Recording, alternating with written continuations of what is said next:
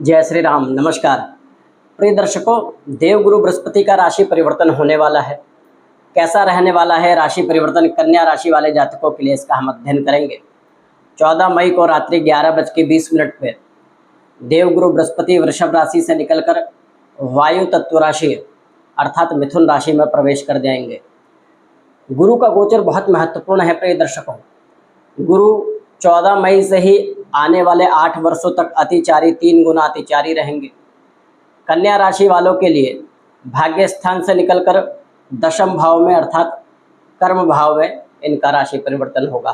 क्या प्रभाव रहने वाला है जानते हैं। अभी तक भाग्य स्थान में देवगुरु बृहस्पति थे। भाग्य स्थान से निकलकर कर्म भाव में आपके करियर के स्थान में देवगुरु बृहस्पति का राशि परिवर्तन हुआ है। तो सबसे पहले ये जान लीजिए, व्यावसायिक एवं कार्मिक परिवर्तन के योग हैं। आपके काम में, आपके व्यवसाय में सकारात्मक परिवर्तन देवगुरु बृहस्पति देंगे।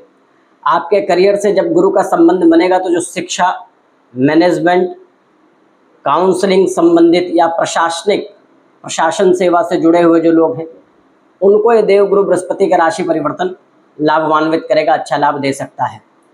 गुरु का राशि परिवर्तन जब कर्म भाव से होता है तो कन्या राशि से केंद्र का भाव होता है दशम भाव, कर्म भाव। तो ये जान लीजिए कि करियर में मान सम्मान प्रतिष्ठा की वृद्धि देवगुरु बृहस्पति यहाँ करते हुए देखेंगे। भाग्य स्थान से निकलते हुए जो गुरु हैं वो अपने एक भाव आगे जा रहे हैं, आगे की ओर वृद्धि कर रहे हैं, कर्म भाव में जा रहे हैं। तो करियर से जो भी आप मेहनत आपने आज तक किया, जो परिश्रम किया है, उसका प्रतिफल, सहज परिवर्तन, या तो नौकरी में प्रमोशन या फिर नई नौकरी का योग, नया परिवर्तन का योग, कार्मिक क्षेत्र में सकारात्मक परिवर्तन का योग देवगुरु बृहस्पति बना देंगे। नई जिम्मेदारियां मिलना, कहीं आपके पदोन्नति हुई, आपके पद में वृद्धि हुई, नई रिस्पॉन्सिबिलिटी मिली, ऐसे योग देवगुरु बृहस्पति कन्या राशि वालों के लिए कर रहे हैं। ये राशि परिवर्तन आपके लिए ठीक है। वैसे भी सप्तमेश एवं चतुर्थेश गुरु होते हैं, इनका केंद्र में जाना अच्छा माना गया है। इनकी पंचम दृष्टि आपकी वाणी के भाव पे होगी। यहाँ से 1 2 3 4 5 वाणी में बहुत सकारात्मक प्रभाव, इसीलिए काउंसलिंग करते हैं, शिक्षा देते हैं, या फिर ऐसा कोई कार्य है जो वाणी से संबंधित कार्य है, तो उसमें आपका बड़ा अच्छा प्रभाव मिलेगा। कर्म क्षेत्र में देखिए, वाणी का प्रभाव हमारे पूरे जीवन में बहुत महत्वपूर्ण है। हम कहाँ कैसी बात बोलते हैं, हमारे बात करने का तरीका कैसा है, ये बहुत महत्वपूर्ण है प्रिय दर्शकों। जैसे कि कोई व्यक्ति कितना ही योग्य हो, जैसे आप जान लीजिए अधिवक्ता का विशेष कार्य है बोलने का, है ना, उनको अपनी बात सही तरीके से रखने का। कोई भी कार्य हो उसमें आप जब अपनी बात सही तरीके से रखेंगे तो आप अपने कार्य में एक विशेष स्थान प्राप्त कर लेंगे। इसीलिए देवगुरु बृहस्पति यहाँ शिक्षा, काउंसलिंग, प्रशासनिक क्षेत्र और वाणी से संबंधित जो भी कार्य हैं उसमें आपका प्रभाव बढ़ा देंगे। आपकी वाणी में आधिपत्य लाएंगे, अर्थात जो आप बात बोलेंगे आपकी वाणी में दूसरे लोग जो है बहुत ज़्यादा उससे प्रभावित होंगे। दूसरों को समझाने की शक्ति आपकी बलवान हो जाएगी, क्योंकि यहाँ आपका करियर अच्छा कर रहे हैं, साथ में आपका वाणी भाव, द्वितीय भाव अच्छा कर रहे हैं, कुटुंब भी अच्छा रहेगा, परिवार में वृद्धि, आर्थिक सुख। ये संचित धन का भाव होता है द्वितीय भाव, वाणी का, संचित धन का। प्रारंभिक शिक्षा भी यहाँ से देखी जाती है।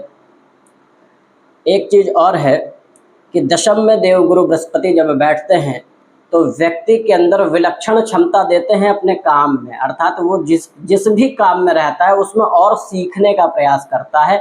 और जब तक ये देवगुरु बृहस्पति दशम में रहेंगे तो आप ये अनुभव करेंगे कि अपने काम में आप बहुत सारी चीज़ें और नई चीज़ें सीखेंगे, नई चीज़ें सीखने का अवसर मिलेगा। व्यक्ति जब ज़्यादा ज्ञानवान होता है, नई जिम्मेदारियां मिलती हैं, नई चीज़ें सीखता है, उसका कौशल जब बढ़ता है तो स्वतः ही अपने आप ही वो विकास के पथ पर रहता है, चलता है, अग्रणी रहता है।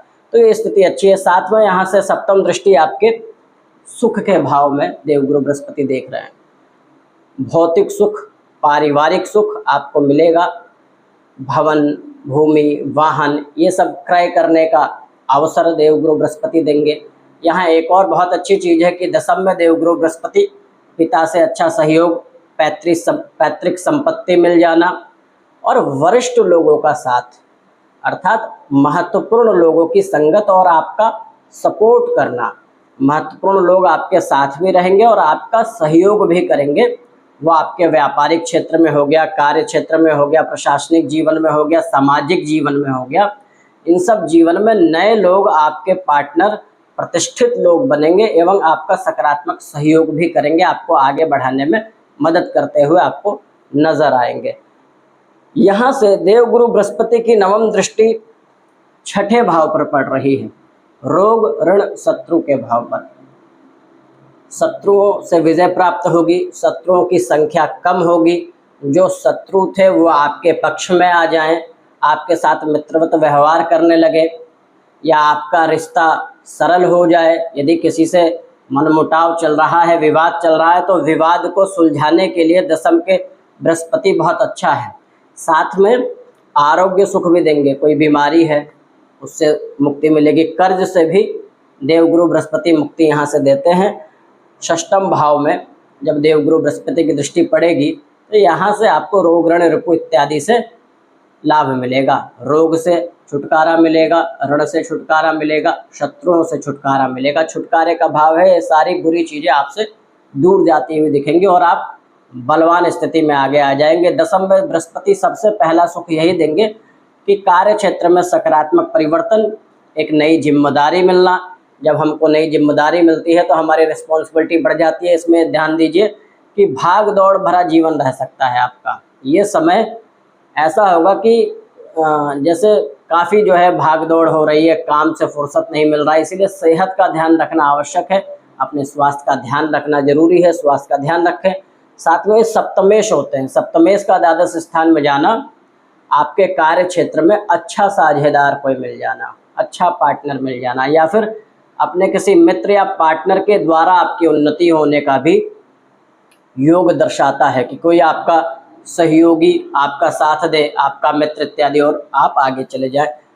साथ में भाई सुख का भाव है, सुखेश होते हैं देवगुरु बृहस्पति, यहाँ चतुर्थ भाव के स्वामी, सुख में वृद्धि।